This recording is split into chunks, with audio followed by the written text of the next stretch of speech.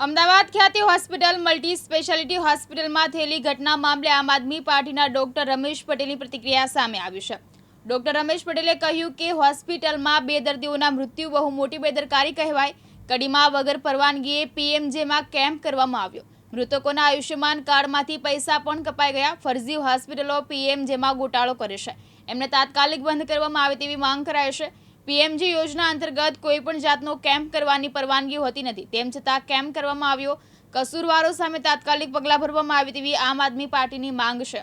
જય હિન્દ સાથીઓ, તાજેતરમાં સોશિયલ મીડિયાના આધારે મળતી માહિતી અનુસાર અમદાવાદમાં આવેલી ખ્યાતિ મલ્ટી સ્પેશિયાલિટી હોસ્પિટલની કાર્ડિયક ટીમ દ્વારા પીએમ જેવા યોજના અંતર્ગત કડીમાં એક ફ્રી કેમ્પ કરવામાં આવ્યો અને ત્યાંથી 19 જેટલા દર્દીઓને અમદાવાદમાં લઈ જઈ અને એમના દર્દીઓના સગાની જાણ બહાર એન્જિયોગ્રાફી અને એન્જિયોપ્લાસ્ટી અને સ્ટેન્ટ મૂકવામાં આવ્યા।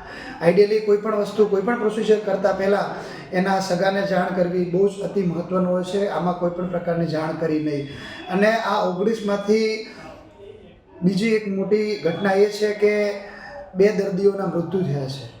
તો આ એક બહુ જ મોટો ક્રાઇમ છે। હવે આમ જોવા જઈએ તો ભારતીય જનતા પાર્ટી દ્વારા શિક્ષણ અને આરોગ્યને એક ધંધો બનાવવામાં આવ્યો છે, કેમ કે મોટી મોટી કોર્પોરેટ હોસ્પિટલો બની રહી છે, એ ભારતીય જનતા પાર્ટીને ફંડ આપે છે, એટલે કોઈ પણ પ્રકારના કાયદાઓ વગર કે કોઈ પણ પ્રાવધાન વગર એ બધાના લાઇસન્સ મળી જતા હોય છે। હમણાં જ આપણે જોયું કે ઘણી બધી દવાઓના સેમ્પલ ફેલ થયા હતા, ઇલેક્ટોરલ બોન્ડ થકી સરકારને ફંડ મળી ગયું એટલે બધી દવાઓ પાછી માર્કેટમાં આવી ગઈ। તો આ જે ગેરરીતિ ખ્યાતિ મલ્ટી સ્પેશિયાલિટી હોસ્પિટલ દ્વારા જે ક્રાઇમ કરવામાં આવ્યો છે એની હું આમ આદમી પાર્ટી અને અમે ઘોર નિંદા કરીએ છીએ। બીજું, આમ આદમી પાર્ટીની એક ડિમાન્ડ છે કે આ લગભગ આજે મેં હમણાં જોયું તો ખ્યાતિ મલ્ટી સ્પેશિયાલિટી હોસ્પિટલ દ્વારા આવું પહેલાં પણ થયું હતું।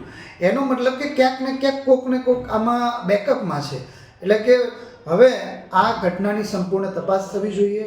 બીજું કે આ ખ્યાતિ મલ્ટી સ્પેશિયાલિટી હોસ્પિટલના જે પણ આમાં ડૉક્ટરો છે એમના લાયસન્સ રદ થવા જોઈએ। જે પણ એમના ઓનર છે, માલિકો છે, એને કડકમાં કડક સજા થવી જોઈએ।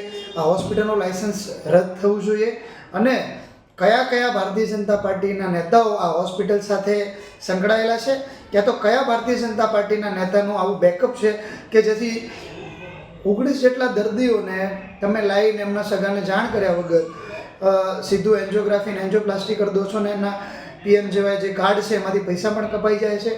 તો હું હાથ જોડીને ગુજરાતની ભારતીય જનતા પાર્ટીને વિનંતી કરું છું કે હોસ્પિટલનું લાયસન્સ રદ કરો, ડૉક્ટરનું લાયસન્સ રદ કરો અને આ હોસ્પિટલના માલિકોમાં કયા ભારતીય જનતા પાર્ટીના નેતાઓનું બેકઅપ છે અને કયા ભારતીય જનતા પાર્ટીના નેતાઓ સંકળાયેલા છે એમના કડકમાં કડક કાર્યવાહી અને સજા થવી જોઈએ। અસ્તુ ભારત માતા કી જય। અવકાશ બારોટ, દિવ્યાંગ ન્યૂઝ, ગાંધીનગર।